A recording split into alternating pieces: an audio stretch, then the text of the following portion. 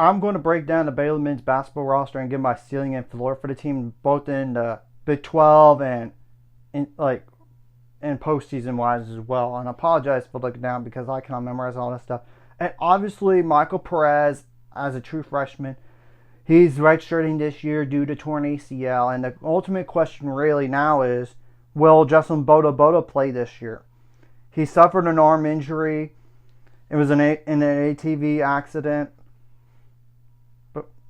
And Ashley Hodge said that on a YouTube channel with somebody on Baylor Preview. So that should be well-known knowledge now and not like private information necessarily anymore.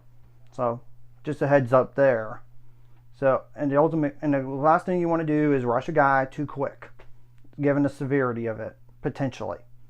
So, will he redshirt, will he not? That's a question. There are 5 seniors on the roster, technically 2 juniors, 3 sophomores, including 2 redshirt sophomores, and the rest are freshmen, like 5 of them. Now, in terms of the guards, I know Dan Skillings could technically be a forward. Same thing goes for Michael Ratai, if you want to go based on that, and Andre Iguodala the second, which I don't think he's going to necessarily play because he's going to be a redshirt type, I think. And Michael Perez is obviously not going to play this year, but I'm going to just go ahead and include him in this exercise. So, really, in terms of guards, like 1, 2, 3, 4, 5, 6, 7, 8, 9, 10, 11 guards, though, technically 2 forwards or up to 4 forwards if you want to, and then there's 3 centers as well. And Mayo Soyoye would have been a redshirt type if Justin Boda was healthy. Because when healthy, I think Justin Boda starts. If not, be like the 6th player off the bench for the team. I really do. And I'm going over this now because a week from now is the regular season is going to start, and the 2 practice games that I already had against Grand Canyon and Indiana already occurred. And I really do think it's a battle for 6 players for 5 spots in terms of starters. Like Cam Powell is one of them. He could start potentially if need be.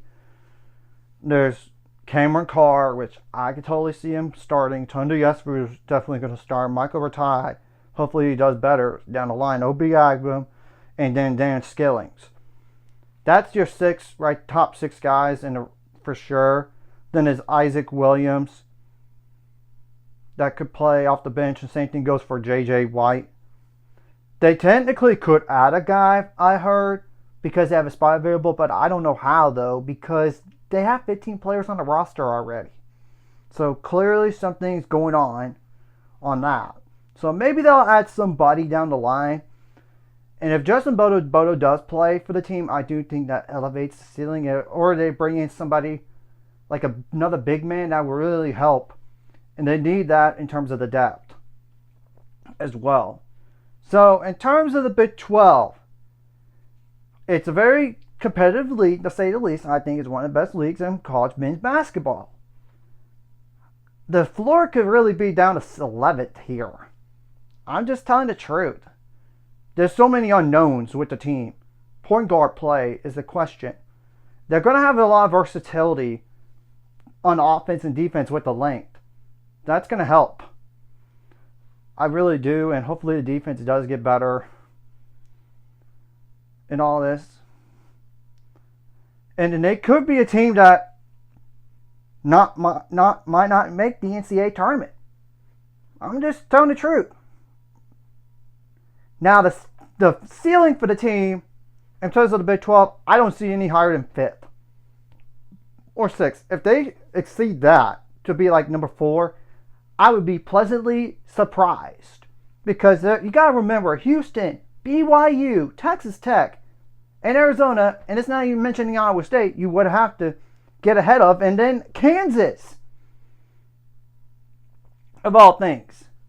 So you get the point. It's not going to be easy in the Big 12. Especially when you got to go on the road to Lawrence, and they're going to be... And in terms of the ceiling, I do think this team could very well make the NCAAs, though. At the best. And maybe be like a Sweet 16 team. But I don't know about Elite 8. It all depends about matchup at the very end of the day. And obviously Tunde Yusufu could be a one and done type. And we already know the 5-for-5 lawsuit has been tabled, as in like delayed. So I don't expect any get backs here in terms of seniors that could come back for if there was a 5-for-5. Because Obi Abim would not be one of those. And same thing goes for JJ White. Both of those are done. They were going to be done no matter what. But because of the 5-for-5 thing, yeah, that's off the table. And they're going to be battle tested. I mean, like, they got Washington at home. I know that's a home game, but still, and Washington has some roster turnover as well. And there's obviously Creighton that's ranked right now in a neutral site game. And there's obviously St. John's in a neutral site game. And we don't know about that other game in Las Vegas. And then you got Memphis on the road. They're going to be battle tested in a non-conference. And just in those games. And it's not including what they have in the conference. You got to go on the road to Kansas. You got to go on the road to Houston. You got to go on the road to Iowa State. And then that's not even mentioning Kansas State and all the other home and away games in there as well. So we're going to have to honestly wait and see what happens. And if they do add somebody in the middle of the year, don't be surprised. I really do think this is more like getting more depth, and especially quality-wise. If anything, they're going to add somebody. Because the question really is the depth of the team and like point guard play, and the turnovers hopefully improve from the last exhibition game to the regular season. And thank goodness they had that summer overseas, in which I know some of those players couldn't even participate because they're not from America. So we're going to have to wait and see what happens for this year. So anyways, if you like this content, hit the like and subscribe button. See you guys later on the road to 800 subscribers, goals, ultimate goals, 1,000 more. Some of my liking the video, comment the video really helps YouTube algorithm. Some more people see it. Sharing the video does help as well. Some more people could watch. And if you're watching and not subscribe, hit subscribe button for the notification bell as well. And hopefully a year from now, they don't have so much roster turnover compared to this year, with one technically guy coming back. And that's a guy that just mid-season enrolled. That's it. Hopefully that's the case, which I don't think Tunde Yusufu is going to be back unless he's not a one-and-done type. That's the only way. And obviously those seniors are done no matter what. So we're going to have to wait and see what happens.